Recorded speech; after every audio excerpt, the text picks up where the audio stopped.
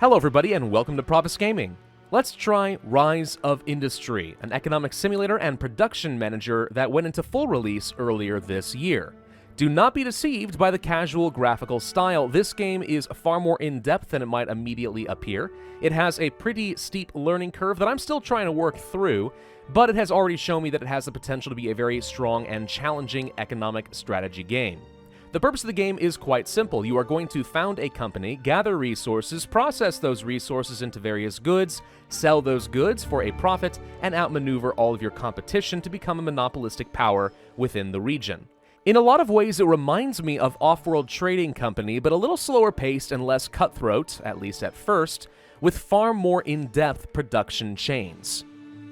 When starting up with Rise of Industry, I definitely recommend you play through the tutorial. It does a pretty good job of explaining a lot of the basics of the game, but a lot of the nuance for this strategy and much more in-depth production chains are kind of left to you to figure out through trial and error. In my case, probably more error than anything else, but we will start up a new career with my company, Exploitation Incorporated. We'll play on a normal difficulty. All these presets are perfectly fine as it is, so we're not going to mess with them. The game is now going to generate a random map for us, and then we are going to have to choose a starting location for our company. And here's our map. You can see that there are several regions separated with these white lines, and contained within is a major town. We need to place our headquarters in one of these towns, and the initial placement is going to be very important for us. Why? Well, because in the early game, you tend to be contained to only one region to build your resource extractors and your factories. You can gain access to other regions, but to do so, you need to buy a building permit from a city, and those can cost a pretty penny. Where you place your headquarters, however, is going to give you free access to the region at no charge. So you want to have a good starting region with a good amount of resource variety and a lot of demand in the city for various different goods. In our case, we want to look for a city, probably one that has a high population, because that's going to give us some sense of what production chains we're going to be building up to. For example, we have Mogul. Mogul here has a population of 188,809, and because it is a larger city, it has 3 shops in town. You primarily are going to sell your goods to shops because they pay the most for your goods, so having a lot of shops available means that there's a lot of different goods that are in demand. Every town, regardless of size, is going to have a farmer's market and a hardware store. They just buy raw goods, whether that be raw food or raw resources. Not a lot of profit potential, but it's pretty easy to set up and get a little bit of extra cash flow. As the town grows, it's going to gain access to random other types of stores. In this case, we have construction goods, and these are a much higher production value, let's say tier 2 production goods, compared to tier 1 raw resources. And obviously, the more production that goes into them, generally speaking, the more valuable the good, and they'll pay a lot more for it, so there's a lot more profit potential to be had here in this town, for example, of Mogul. The other thing to consider, though, are the resources that are available in that region. So if you look here in Mogul, we have copper, gas, oil, sand, water, and wood. Actually not too bad for a starting region, but if you look at other places such as Viroqua, there's the hardware store and the farmer's market, and they have access to iron and coal, but Mogul does not. What's the other large town up here? Lenoke? They also are looking for construction goods, and they have significantly less resources to work with, so that's not fantastic. Yeah, I think building in Mogul makes the most sense, so we're going to do that. Let's go ahead and place our headquarters, let's say, right here, and that's going to give me free access to build in this region only. Now we need to look at Mogul and decide what production lines we are going to invest in the early game to make our money. I think that building out farms is a pretty easy way to start, so let's take a look at the farmer's market. Primarily, they are looking to buy things like vegetables, olives, oranges, potatoes, etc. What you want to look for is this percentage value right here. That means that there's a very high demand for vegetables compared to the rest of the world, so they'll pay 150% of the average price of vegetables. Right now, you can see the average price of vegetables is about 6.5 thousand, and they'll actually pay 9.8 thousand for vegetables. So there's a lot of profit potential to be had here. You want to sell whatever is in high demand. Compare that with cocoa, for example, which is only 120,000. Still makes a profit, but not probably as much as you would have if you just focused all your effort on providing vegetables. Now, you do need to be careful not to oversupply a town because you can accidentally provide too much supply than there is demand, and as a result, the prices will start to drop. So you need to be very careful about how much you are producing, but we'll get into that a little bit later. So we'll probably start with some basic farms and stuff just to get a little bit of extra cash flow, but we will ultimately want to start working up toward producing these various different construction goods. So rubber, wooden planks, paper dolls, wall panels, furniture base, refined oil, glass tubes, cardboard. We'll probably want to be building out things like, let's say, wooden planks, wall panels, and furniture bases, because these are all wood-based. So it's going to be very easy for me to invest in a large lumber industry and then refine all that lumber into various different goods rather than try to branch out into too many different types of goods at once. But either way, let's go ahead and get started with just some basic food. So let's see, they wanted vegetables, olives, etc. Okay, so why don't we go to our research tab here in the tech tree. Now, at the beginning of the game, you get 3 techs for free, and this is one of the reasons you want to always check to see what initial lines you're going to be investing in to make your capital, because you want to be very careful where you buy your first 3 techs. In this case, we want to unlock the vegetables and probably the olives, so we just have access to all of those, and then let's start working toward things like carpentry. Now, we want to get the wooden planks, probably. That will lead to the furniture bases. So this is a pretty easy production line for us to follow. Though I think wooden planks ultimately make more money for us than furniture bases, so I don't know. Maybe we just stop here. I don't know yet. Either way, let's go ahead and buy that out. Those are our first 3 techs. Perfect. Anything else, we will have to spend money and some time in order to research. Millions of dollars for some of these really high-level techs, but it's very easy to learn how to make, let's say, wheat and so on. So we'll get into all of that later. Let's start with just some basic produce. For that, I'm going to need to get some gatherers. We will need water to fuel our farms. So a water siphon located over, let's say, right over here should be completely fine. I'll rotate this around real quick, like so. Now that we've placed down our water siphon, we have to place down some gatherers along the shore.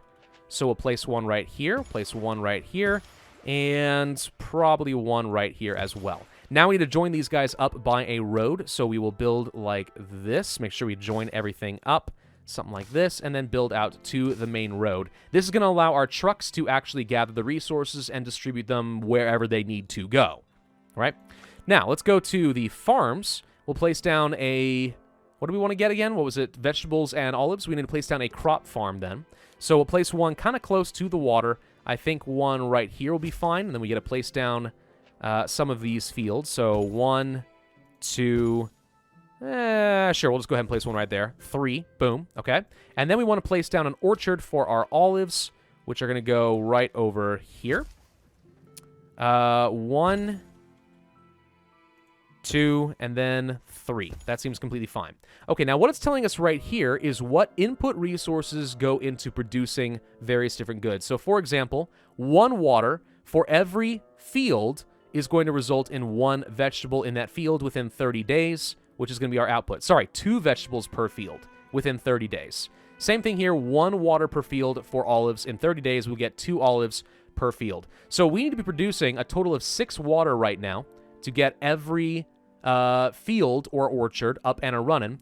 And by the end of 30 days, we'll be producing 6 olives and 6 vegetables, which we can sell to Mogul for a reasonable amount of profit. Now, what we need to do right now is go to our water siphon and direct the water to be delivered to these various different farms. So we go to destinations right here. We can choose a destination for our water to be delivered to after it is being produced. We will choose the orchard, and we will choose the crop farm, okay? Now, I want to make sure that we are producing a maximum of, let's say, 6 water in each of those locations. Anything more than that is probably more than we would need. So as we are producing water, trucks will automatically deliver them over here.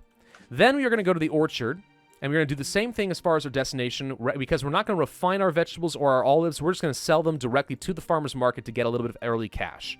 So let's go to commercial, Mogul Farmer's Market. That's what we're going to do. As we generate olives, just send them directly to the farmer's market and make that money. And we'll do the exact same thing here with vegetables. This actually is 1 full production chain done and ready to go, because we should be producing a total of 6 water, I believe, per 30 days, because each of these water pumps are producing 2. So this is a self-sufficient, clean, easy cash generator done and ready to go right there. Let's go ahead and speed up time to 10 times speed, and we should see pretty soon water is going to be produced from the water pumps and then immediately shipped off. At least I say that. I certainly hope that it's going to be. Okay, here it comes. Water is done. Off they go. Deliver, deliver, deliver. And now all of our crops should be growing. Of course, each of these buildings do have an upkeep cost, so we need to be kind of careful to actually be selling our goods soon. Right now, we are not making any meaningful amount of cash flow. And every time you do use trucks to deliver goods. It does cost you a little bit of money depending on how far they have to travel. So it makes a lot of sense to be producing your buildings kind of close together so you minimize travel time and travel costs. Now, we could do this a second time pretty easily, just place down more vegetables and more olives, but you can see here that the farmer's market probably is only going to sell 8 of these goods per 15 days. So in theory, every 30 days, they'll need like 16 vegetables in order to meet the demand of the town. Right now, though, because we are not meeting the demand, the prices are constantly rising, so the profit potential is only going up for us. We could probably place down 1 more of each and actually still be fine without oversaturating the market. Or we could try branching out to a new market, such as potatoes, oranges, grapes, etc. But I'm going to go ahead and start focusing on building up some raw goods. We do need to get some lumber and so on if we want to start making these wooden planks. So let's go to our production overview. No, that's not what I wanted. We want to go to recipe book. There we go. Okay, so let's go to the factories. And let's go to the carpentry center and figure out what is involved in making wooden planks. So wooden planks, 2 wooden planks requires 3 lumber. So now we know that we need to place down a lumber yard if we want to start making those wooden planks. So let's go to our gatherers and place down a lumber yard somewhere where there are a reasonable number of trees. Right over here is probably fine, if not a little bit too far away, but we'll go with it anyway. Place down a quick little lumber yard over here. Maybe 1 up over here, and then 1 over here. The more trees around, generally the better efficiency these are going to have, so they produce their wood a little bit faster. We'll go ahead and set up the roads like so. Okay, and that means that they'll be able to deliver their lumber. Now, how much lumber are we going to be producing? Let's see. 3 harvesters. I assume it's going to be that each harvester produces 2, kind of as before. So we're probably going to be producing about 6 lumber every 30 days. But let's go ahead and start with just a simple carpentry center. We'll place it right next door. And this carpentry center is going to be producing only wooden planks. It's the only recipe we currently have unlocked anyway. So I'm going to tell the lumber yard to automatically deliver its lumber right here to the carpentry center. A maximum of, let's say, 6. So we have 2 cycles we can go through. And the carpentry center is going to have a destination delivered to the construction goods store here in Mogul. So that's going to be another self-sufficient production chain ready to go. Now, if you don't want to be bothered with placing down destination orders for absolutely everything, what you could do is place down a warehouse like this right here. And a warehouse in its radius will try to automatically distribute the resources as needed to all the buildings here. So in this case, we wouldn't have to tell the carpentry center, for example, to receive goods from the lumber yard. It would automatically be delivered as needed. But we're not worried about that right now. The warehouse is a little expensive. We can manually manage most of this for the moment, but it will be very helpful later just to prevent a lot of unnecessary micromanagement. Now, let's go to the tech tree and start researching something new. We are going to learn how to grow... Let's go ahead and learn how to grow things like potatoes, for example. That's going to take 60 days to research and cost me $200,000. We don't need necessarily berries. We could start working on the oranges, though, and eventually this could lead to things like orange juice. So I'm going to go ahead and unlock both of those crops. I generally find that 1 water siphon is enough to supply 2 farms of some type, whether that be crops or orchards. So I don't want to have a new water siphon just for 1 orchard. I want to have a second crop available. So I tend to research things in pairs whenever it is an option for us. But anyway, here, if we look at the farmer's market, you can see that the demand for oranges is actually starting to go down. Same here with the vegetables, but I think we have actually delivered our first round of crops. You can see that 4 are currently stored, 4 vegetables and 2 olives. So as we are meeting the demand, the prices are going to be falling a little bit. And as is often the case in any economic simulator, the prices will rise and fall for various different goods. At some point, maybe the vegetables will not be in peak demand, and if that's the case, it's always nice to have access to different crops so you can just change what you're growing and meet the demand. You can see right now there is an event going on, state buy-in. The state apparently is in desperate need for raw resources for a project, and they want to just pay extra for goods, so state export value has gone up by 50%. I don't think this is really extraordinary. You can always sell to the state if there aren't any civilian markets around. So if we go here to the carpentry center, for example, we can choose the state here to sell to. But the state pays half the value that a civilian market would, so the fact that they're now paying 50% extra Doesn't seem that extraordinary. That just puts them kind of on par, I would think, with other civilian markets. So I'm not really worried about this. We're just going to ignore it. I did, however, finish researching potatoes, and we're about to finish researching orange fields as well. So I placed down another water siphon so we can generate an extra 6 water per month. And then we're going to go back down and do exactly what we did before. Place down a crop field.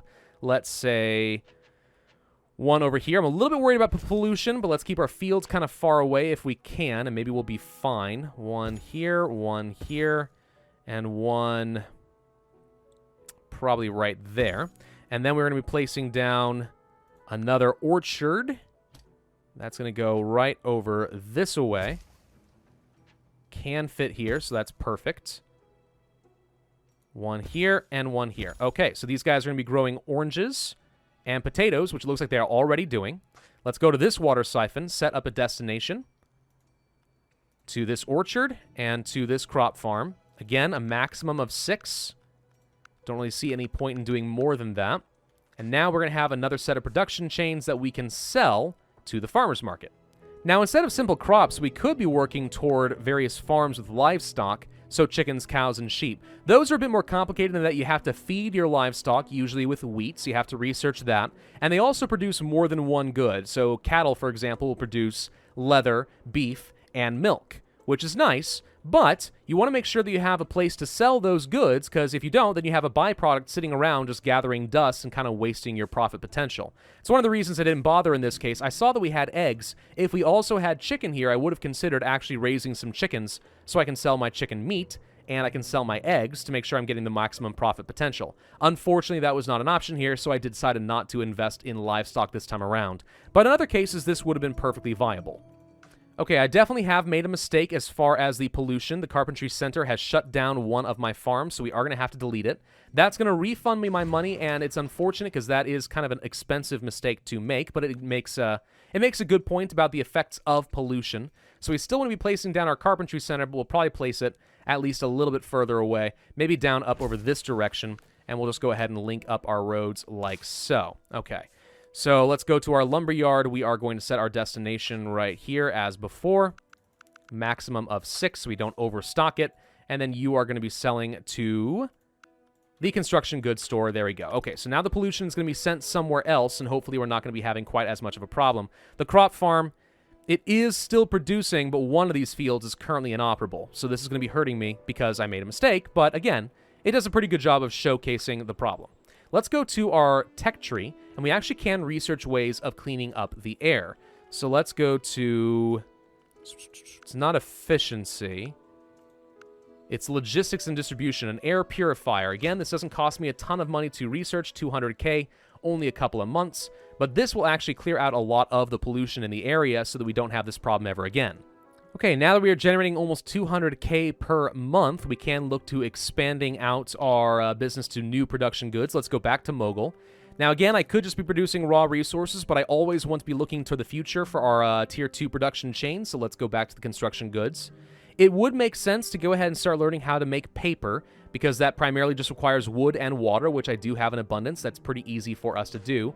But let's go to the recipe book and see what's actually involved in it. So paper rolls are not going to be produced at the Carpentry Center. They are at a paper mill, which is a new type of building. And paper rolls right here, you can see, requires 2 wood and 1 water. So if I'm already producing, let's say 8 lumber per month in the lumber yard, and 6 of that is going over to the Carpentry Center, then maybe 2 of that can be diverted toward a paper mill alongside a little bit of water. Unfortunately, all of our water is kind of spoken for right now, so we'd have to set up a whole new water siphon just to get the water over here to paper. So while this is totally feasible, this might be a little bit more annoying than it's actually worth to me at the moment. What about something else like, let's say, wall panels? Now, this requires wooden planks and copper tubing, which is a little bit different for us. So we already are producing the wooden planks. Copper tubing, though, requires copper and is produced at the glassworks and the smelter. So do we have access to copper in this region? I cannot remember off the top of my head. We do. So we can instead go to the gatherers here, find a copper mine, and let's see, there are copper somewhere here. If you can't find the resources, what you can do is just keep clicking tab, and it sorts through various different map modes. In this case, I see the copper is right up over here. So if I wanted to place this down, let's say, like this, we could then place an extractor here, here, and let's say here. Okay, now these do not require roads, but obviously the copper mill itself still requires access to the main road, so we'll go ahead and build something out like this. There we go. So we're going to start producing some copper, though in the meantime, we should go ahead and learn how to make the copper tubes. So let's see, we are going to go to glass and metallurgy. Is that what I want? No, hang on. Where is the copper tubing? Not going to be under carpentry. Home goods, there it is. Okay, so copper tubing. Yeah, that's going to cost me 400k, so it's considered a higher value good. But once we start producing that, we'll be able to sell those. And then if we go over here to carpentry, we can learn how to make the wall panels, which is going to cost me $1.8 million and 540 days to research, but it is a tier 3 good, so we can start making some serious profit. Every once in a while, you will get an event like this right here. We can have a PR and marketing event that reduces the monthly payments of all loans by 33% for 22 months. This is an auction, so Exploitation Inc. versus Dayworth and Airworks.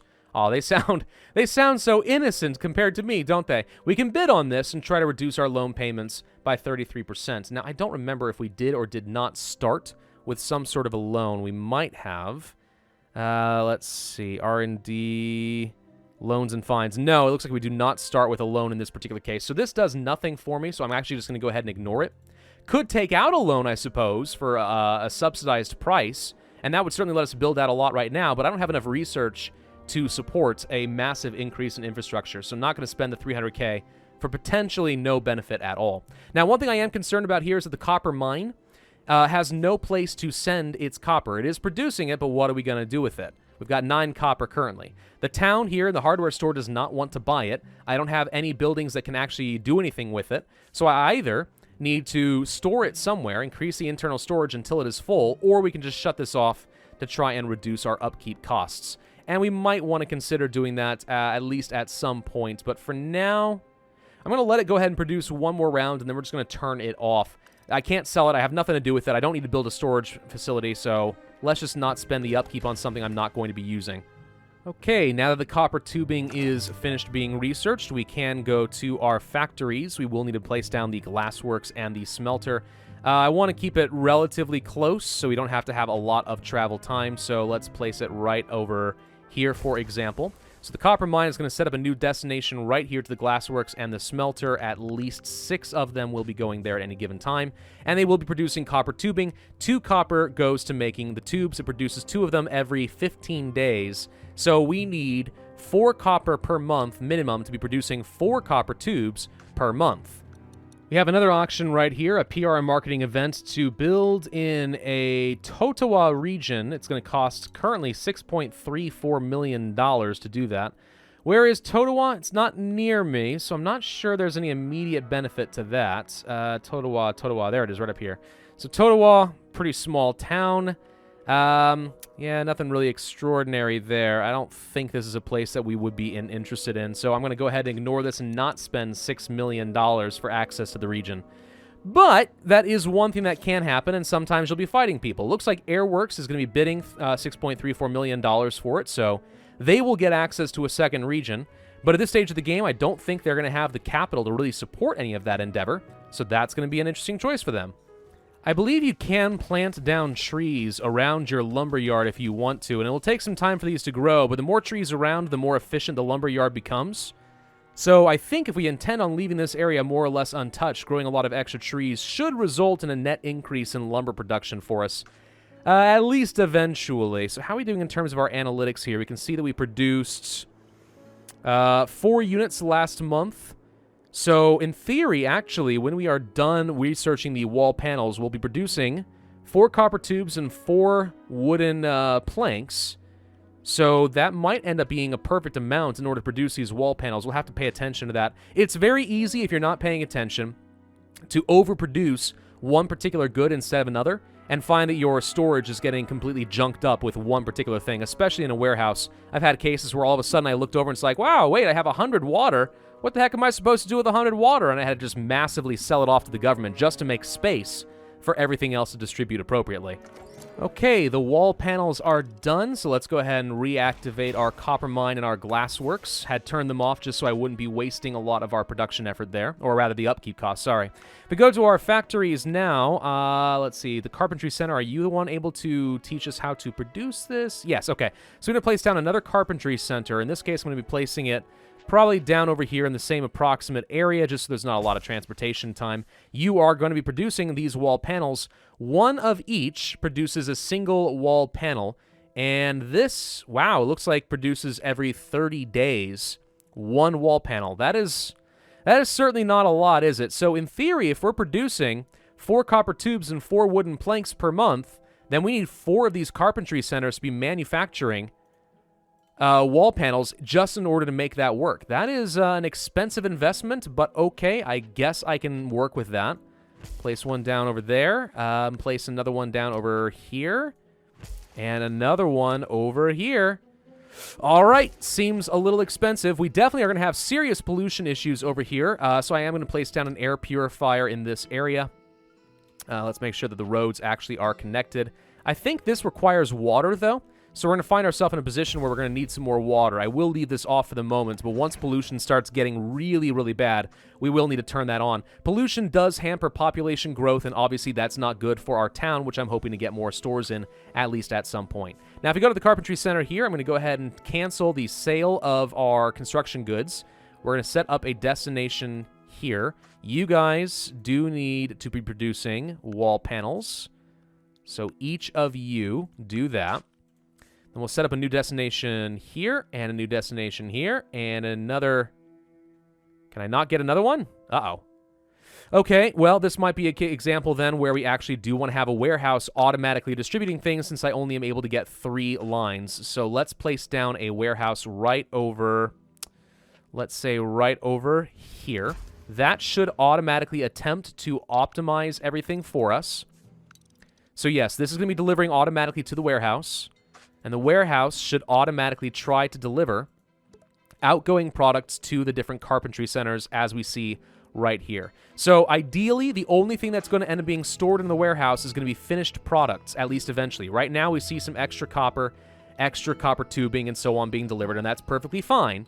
But we should start seeing a surplus of wall panels getting delivered here every month. So we're going to send a destination for, I think is it tier 1? Or is this tier 2? Might be tier 2. Let's see. Yep, wall panels, tier 2. Okay, we're going to send those over to the construction goods store and ideally make a lot of money off of those. Okay, now here is an auction I could get into. Cost of all buildings reduced by 1/3 for 16 months. That is probably worth researching, so I'm completely fine with that. We'll see if we win it.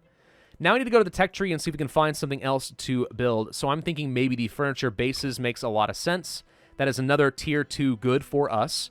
We already have pretty much the requirements met for wooden planks, so it's an easy recipe for us to diversify into, and the construction goods store does want to buy it. Not the best profit margins I've ever seen, but, I mean, it's not the worst either. It could very well work for us. So we'll see if we can win this. I wouldn't mind just being able to produce some more buildings in the next 16 months with no problem. You can see where we're starting to have a little bit of traffic issues. Part of that's because we just placed down the warehouse for the first time. I'm not sure what this is, by the way. There are ghost cars. I think that's just an accident, but, I mean, there it is. Little ghost cars going around, very slow for some reason. Mogul PR event, cost of all buildings reduced by 33%. We did win the auction. Actually, I didn't even check. The PR event probably was for a specific region. It just so happens it worked out for us, and that's why nobody else wanted to bid on it. Awesome. Good for me. We should take advantage of this and probably build some new stuff. Now, one thing that is worth noting is that when we are increasing the maximum amount stored from, let's say, my new orchard over here at the farmer's market, that's not saying that we're only going to send a maximum of 6 oranges here. When we are changing the maximum amount stored, that is affecting our other orchards as well. At least I believe it is. So in the case of the farmer's market here, we want to make sure that we don't accidentally store, let's say, more than 8 at a time, just so we don't kill the demands. Though over the course of 30 days, that should amount to about 16. Same sort of thing will be said here of probably the olives and such. We want to make sure that we are not oversupplying accidentally, because that could become a pretty big problem. Now, we have definitely messed up a lot of our goods here in the warehouse. The warehouse is picking up everything from these local farms, but it is not automatically distributing anything, so we need to reset all of our destinations, and I did sort of forget to do that, so my bad in that sense, but we have a lot of goods that we need to sell off, so we're going to sell these guys off to the, let's say, the farmer's market down over here. Again, maximum 8 stored already set based on the orchard down over here. Now, one thing I like about these warehouses is it's very easy to see where you are starting to backfill up on your storage. For example, we are obviously producing way more copper than I know what to do with, so I've gone ahead and turned off the copper mine just to save myself a little bit of upkeep costs, but the other alternative is to find other uses for the copper, since we do seem to be overproducing. We also have a little bit of an excess of oranges and vegetables, primarily because the farmer's market is just not selling them off fast enough, but as they have more storage space available, then we just sort of pop in there and sell plenty more, so we'll get our money one way or the other. We're now making about $400,000 per month, which is not too bad, starting to find ourselves building up on that balance again. Right now, both of our opponents are losing cash flow, whereas we are gaining, so that's always a good position to be in. Now, one thing worth pointing out here is you can buy stocks in other companies if you want to. It costs some money, but if you get enough, you can have a controlling majority of the company, and that is a way to knock them out and gain all of their production buildings. That's one of the reasons I say that the game reminds me a little bit of Off-World Trading Company, because it's the same sort of concept. Hostile takeovers are your friend. Let's see. Permit to build in the region for 60 months. Cost of buildings reduced by 25% and upkeep reduced by 25% in Nanses Creek.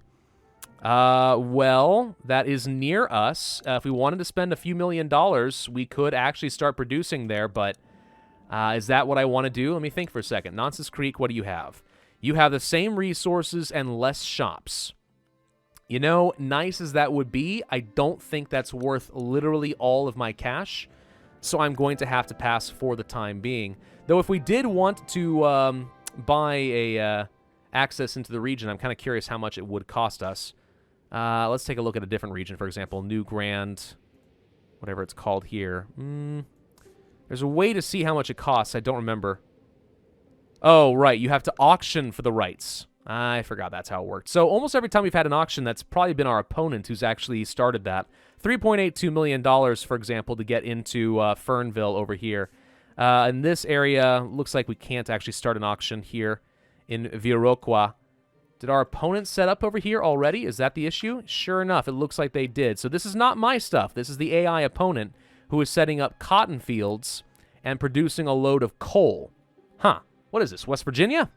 Well, I am at least going to buy the rights to get into Fernville then, since this is a little bit cheaper, and this will at least make sure that I am able to access this other territory before we get cut off by our opponents. That would certainly be terrible if we didn't have access to any other regions. I did forget that regions, once they are bought out, are exclusive to an area, so they're kind of like claiming territory. You do want to be getting some regions once you have a reasonable amount of cash flow. All right, Fernville, there's not a whole lot we're going to be able to do over here, but, I mean, let's sell you what we can. Now let's take a look at the recipes for the new furniture bases. Those do require just some basic wooden planks, so nothing special in terms of copper or anything like that. So I have placed down another carpentry center. This should be producing, it looks like, a minimum of 4 wooden planks per month out of just this one carpentry center with the new lumber yard. So I think 1, maybe 2 carpentry centers to produce furniture bases should end up being sufficient. Well, let's see. We can do the math on that. So that's 30 days to produce 2 furniture bases using 2 wooden planks. So yes, indeed, we do need to have another carpentry center if we want to take peak efficiency of our resources. So let's go ahead and place another one right over there. Bada boom. And these guys will all be producing furniture sets. Okay, so that is now another finished production chain. We need to set you guys... Well, actually, the warehouse should automatically distribute these. So we need to set a destination here for furniture bases. That's it right there. Send you to the construction store here in Mogul. And how many can you handle at the moment? Looks like you want 3 every 15 days. All right, seems reasonable enough. So that's the most we can do there, but we're producing 4 of those per month. He should be selling, on average, at least, maybe he wants 6 per month or so. So we shouldn't need to worry about transportation costs to another town. This should be a completely fine setup we have here. We do seem to be having at least a few traffic problems around this warehouse. It's a bit too central of a location, which is unfortunate. I don't think I have even access to urban roads and stuff, so there's not a whole lot I can do to improve this aside from placing down, let's say, another warehouse somewhere else, which is unfortunate. But whatever, we'll catch up eventually. Part of the problem is actually the way that we set this up, and maybe we should have been more careful about the management of our warehouse. But you can see a lot of people are trying to get in right here. This is the primary entrance. And then once people leave, a lot of them are turning down this exact same road, which is where we're already having traffic jams of people trying to enter. So had I rotated this around in a slightly different orientation, we might have found ourselves in a little bit of a better position. But, whatever. You live and you learn. Because we're having so much trouble with our warehouse and it's starting to cause a problem, what I'm going to do is actually go to this lumber yard, and instead of auto control with the warehouse, I'm going to manually tell all of my wood to be deployed to these different destinations. That's going to control the flow of traffic at least a little bit better. So hopefully we're able to deliver a bit more on schedule, and we're not going to keep running deficits because, you know, traffic is a problem. Ooh, now this is something that concerns me. My opponent has decided to just buy Nancis Creek, which means I'm actually kind of stuck right now. Wait, have they actually managed to grab every single region? I don't think there's much available. No, I don't think there is. Yeah, okay. We seem to have it more or less boxed in. The AI is way more aggressive about buying out regions than I am. Even though I am making significantly more cash than they are, they're both losing cash flow, but I'm constantly gaining. What may end up happening is I actually want to just stick to these two regions, produce as much money as possible, and start buying out their stocks. Now here's a fun little event. There's been a food shortage in the area, so supply some food to the settlements so they don't lose any population. If we don't want to accidentally have Turnville start starving, then we're going to need to start... Sorry, Fernville. Then we're going to have to start producing some food directly to them. We're already producing it for the farmer's market, but I don't think that that counts. I think in this case you actually do have to start selling to the state, which is unfortunate, but, you know, okay, fine. We'll go ahead and do that. So, wait, is that actually going to work? I think it is.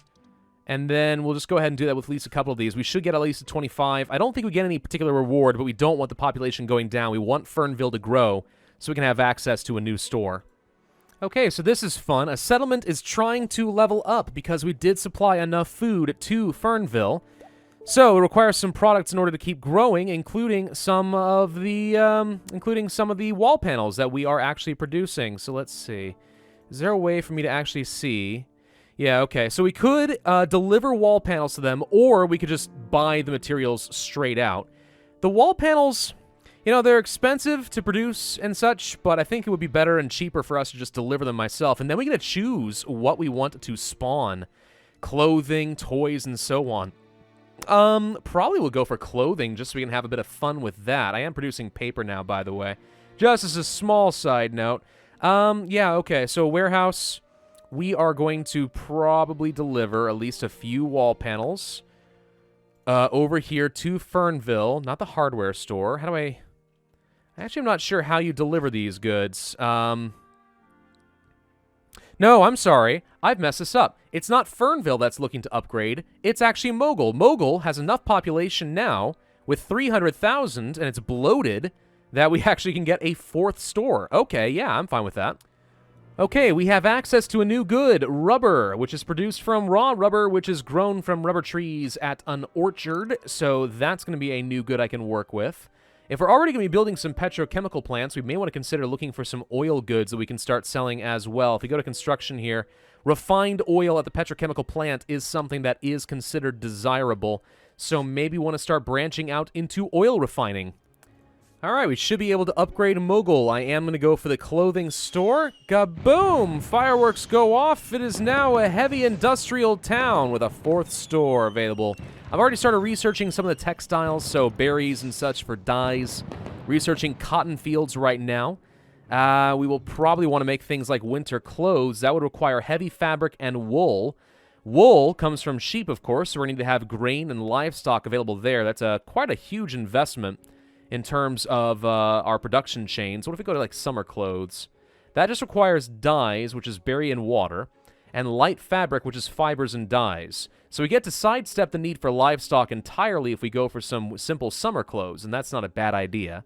Napkins, just basic fibers and dye. That's not too complicated. Fibers themselves come from cotton. Work clothes requires leather, which means we would need to get some cows. Same here with heavy fabric there. Dyes, berries, and water. Yeah, okay. So I think we're going to go down a summer clothes route just because that's an easier transition for us, though if we want to. It would not be the worst idea for us to start switching over to some livestock, but I also don't think it's absolutely necessary that we do that.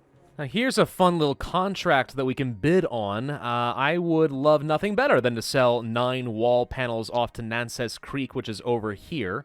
I assume I still have access to it. 9 wall panels is completely within my capability of doing, so yeah, I'm going to be bidding for this one. 250% of the contract, apparently, at $1.5 million. That is our bid. I don't think the AI produces this, so that's going to end up being just fine.